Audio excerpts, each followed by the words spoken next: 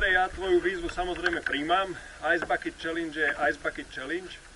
A pre mňa Ice Bucket Challenge nie je o boji s chorobou, pre mňa je to o šírení dobrej vôle. Páči sa mi, že si venoval 100 eur. Ja mojich 100 eur venujem združeniu Nexteria, pretože moja srdcovka sú študenti a školstvo a Nexteria robí veľa dobrých projektov práve pre študentov, takže ich chcem podporiť.